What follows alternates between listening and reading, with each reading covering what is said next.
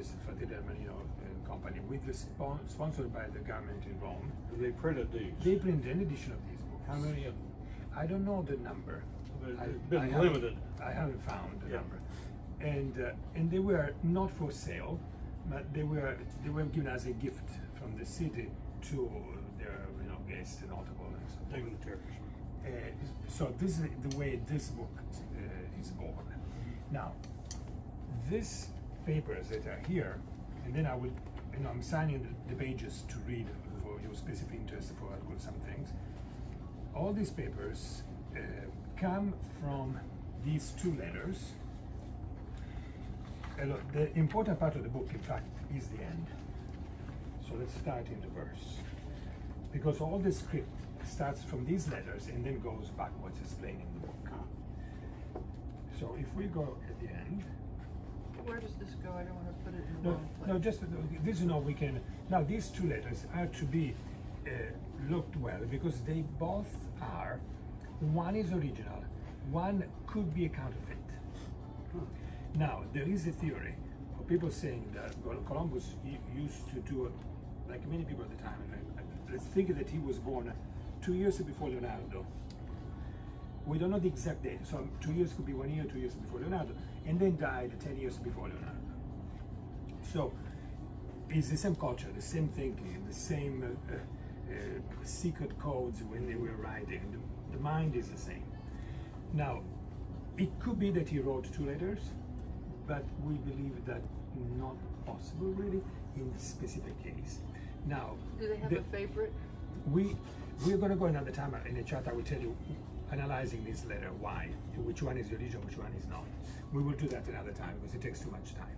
But this came about in 83.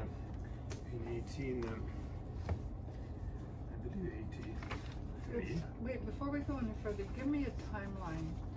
Was this before he sailed? Was it after he sailed? After. And that's when he was writing all his memoirs down? Did he do that in England or in Genoa? Okay, all good questions. Just a timeline. Just good questions. Okay, so the book was written basically after the first trip. And the reason we have this volume altogether is because after the third and the fourth trip, when he completed all these things, he wrote a letter to the Ufficio di San Giorgio, to the Bank of San Giorgio. And everything comes from the fact that he tells, in this letter, he tells the Bank of San Giorgio, okay, in this letter, he tells the Bank of San Giorgio, here, Oderico, Ambasciatore of Genova, he tells them, I want to give you 10%, una decima, 10% of my revenues from all my estate. Now, what happened was that he writes a letter to the bank, right? The person at the bank to whom he's writing is instead traveling to Spain.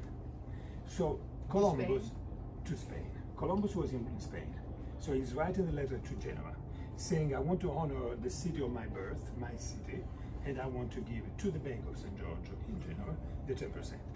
Then the guy he's writing to, that guy is actually traveling back to Spain. So the letter never meets him. Oh my God. So they cross it.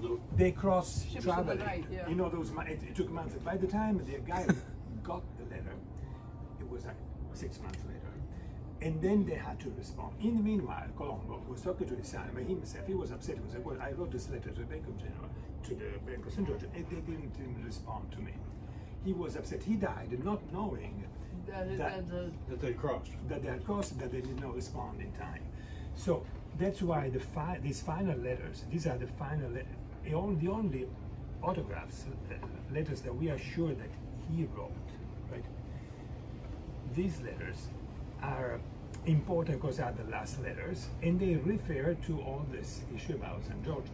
And it's a kind of surprise to understand why he did that. In fact, he asked the Bank of San Giorgio, the Casa San Giorgio at the time, was not called bank, he asked them to use this money to lower taxes on wine corn and other things, Michael. It must have been a huge amount. If he could lower it. Now, the amount is another issue to figure out then how could be calculated the amount and the sons who executed the will and so forth. But the intention was that the money had to be used to lower taxes For the on people. foods. On foods. So He was a good guy. these letters at the end. Now, where's his autograph? Where did he sign it? Oh, this is his signature there? His signature. Now, I give there are. This is one signature. Explain the signature. I give you this other signature, so you have one each. You look at this signature, and you look at this. You have to remember that's 135, and this 136. Okay. Now look at the signature. The signature, we go into full Renaissance mysteries.